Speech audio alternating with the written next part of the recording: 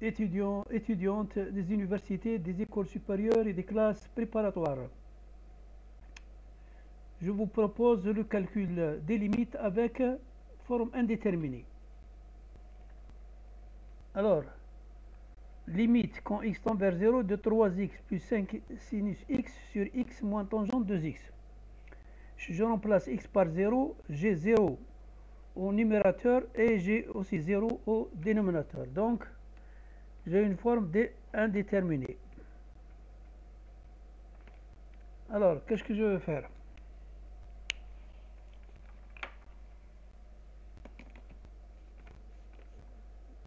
Vous voyez bien la fraction.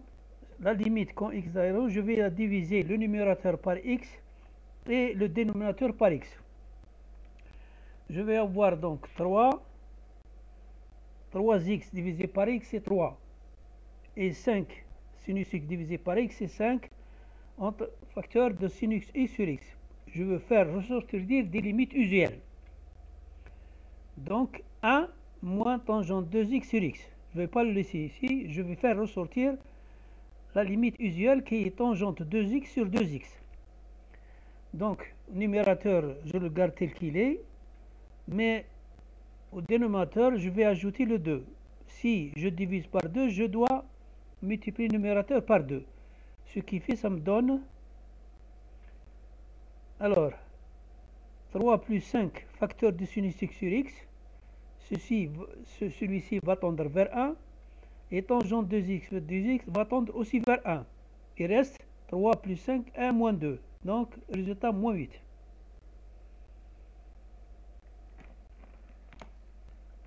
La tangente, je dis bien la tangente. Alors, la limite, quand x tend vers 0, de tangente x sur x égale 1, toujours. Alors, si je prends x au lieu de x, je prends 2x, ce sera tangente 2x sur 2x, toujours 1. Deuxième exercice. Limite de x2 cosinus 1 sur x moins 1.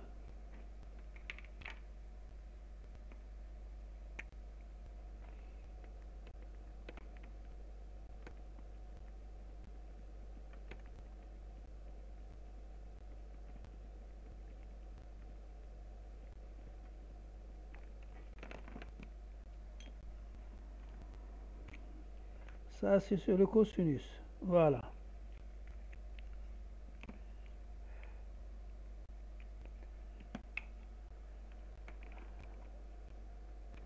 Posons t égale 1 sur x. Pourquoi? Parce que je vais utiliser la tendance vers 0. Quand x tend vers plus l'infini, t tend vers 0.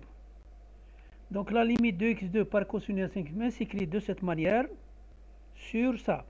Pourquoi x2 c'est 1 sur x2? C'est la même chose. Je vais remplacer 1 sur x par t. Je vais avoir donc cosinus t, donc moins par moins c'est plus, et moins 1. Et je connais la limite quand t vers 0 de 1 moins cosinus t sur t2. C'est toujours 1 demi, donc moins 1 demi. Résultat final.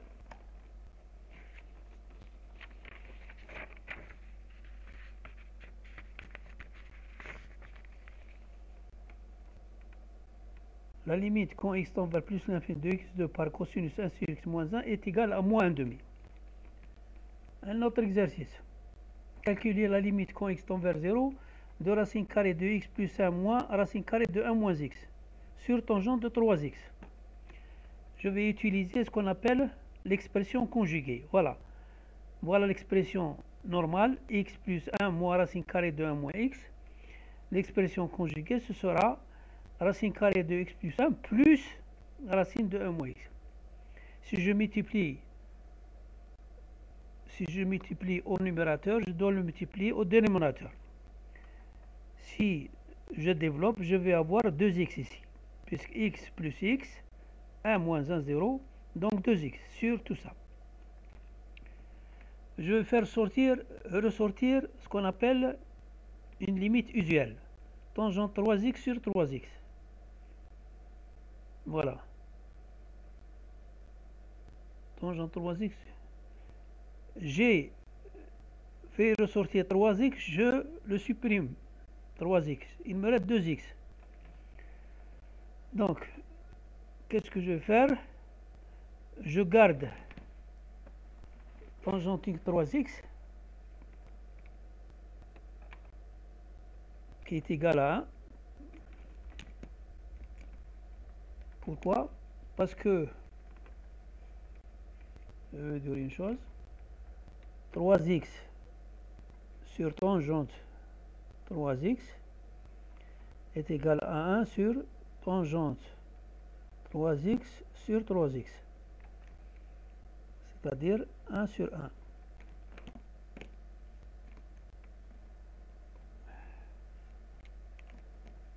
Alors, ici, je simplifie.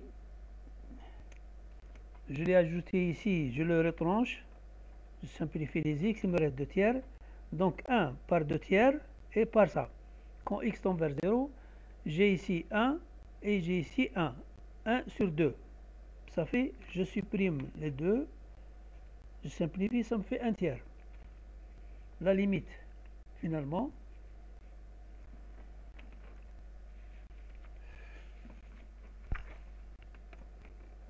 la limite quand x tend vers 0 de x racine carrée de x plus 1 moins racine carrée de 1 moins x sur tangente 3x égale 1 tiers.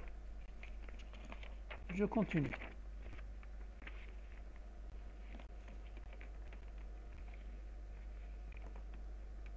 Calculer la limite quand x tend vers 0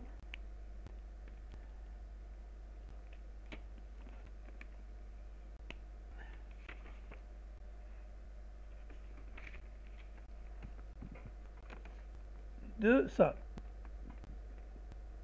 Cosinus de 0 c'est 1, 1 moins 1 c'est 0, et ici 0. Donc forme indéterminée. On connaît la limite, 1 sur 2.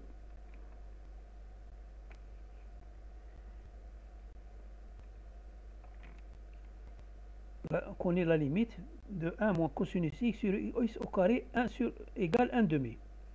Mais ici, on n'a pas le cosinus x, on a 5x. On va changer les choses. On va écrire la limite quand x tend vers 0 de 1 moins cosinus x sur 5x au carré. Multiplié par 5x au carré, divisé par x2. Je vais considérer Q comme 5x. U est égal à 5x.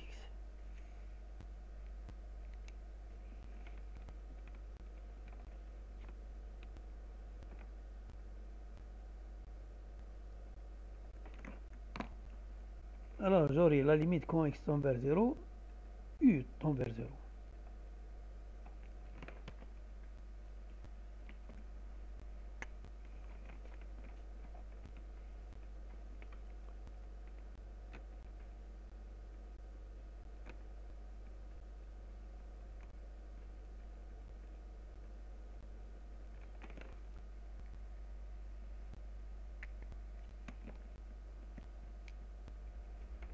Et ici tend vers 0.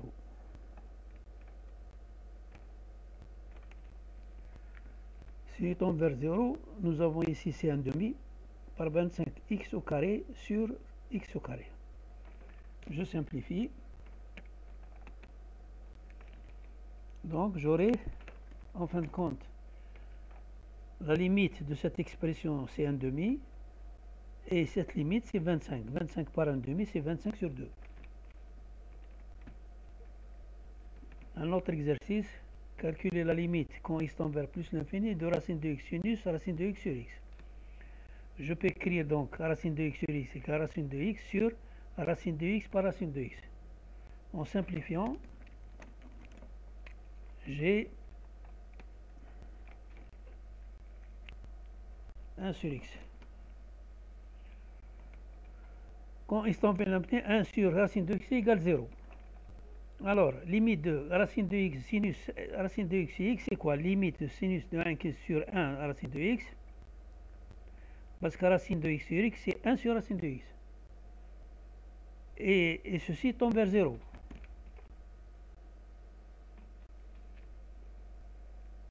Multiplié par 1 sur racine de x.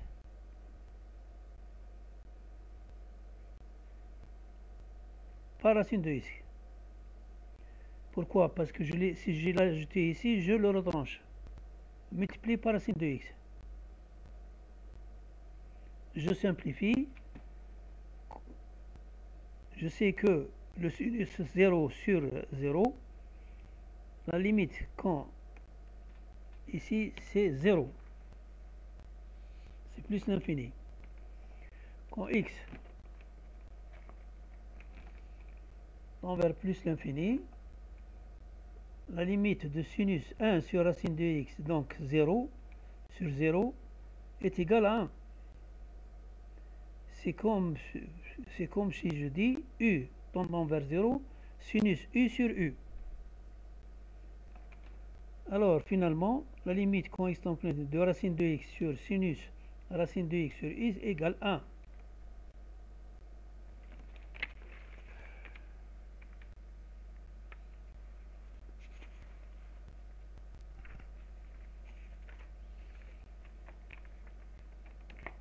Voilà.